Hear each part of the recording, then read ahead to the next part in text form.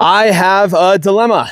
The PCT is closed due to the active Summit fire, and the reroute I found is also closed due to the Butler fire. So all that is left is what the PCTA recommends in a 55-mile bypass from Etna to Sayad Valley, or you take the 60 miles and walk the highway the whole way.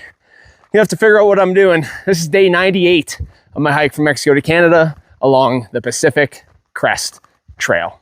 I'd say goodbye to my gorgeous camp spot from the night before, and not pictured here, but the pad popped again, so I've got to find another hole. Down the rock slide I climbed up yesterday to reconnect with the PCT, and I was off to climb aside the Russians today. Not a person, not the people, but a peak here in Northern California known as the Russian. There'd be a quick section of some fire devastation before we'd post up for a quick breakfast, and TW would catch up to us for the stroll into Etna this morning. A 1,500-foot climb would have us throwing in the earbuds, listening to a little bit of music, and then as we approached the top to great views of the landscape, we'd come across some snow and then a larger bank directly on the trail. This makes no sense for the 30-degree weather we're having. But we'd get over it, hit the 1,600-mile marker, and then take the final descent down to the road that would get us into Etna. There would also be a big 1,600 marker in case you missed the original one. We'd lounge out for 45 minutes, only seeing 3 cars. They were forest workers before we'd call a shuttle to come pick us up.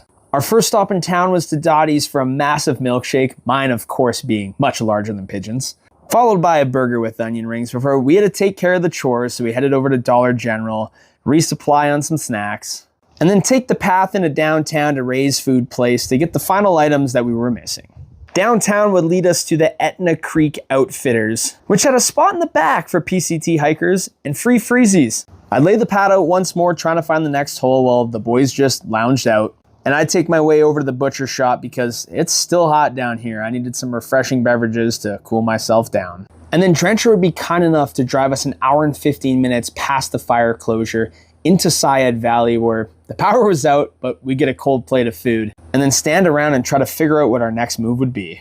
All right, so right at 9:30, the power just came back on. So we're doing some much needed device charging for this next stretch. We're throwing in a little bit of laundry, pretty much doing everything that we wanted to do about 3 hours ago.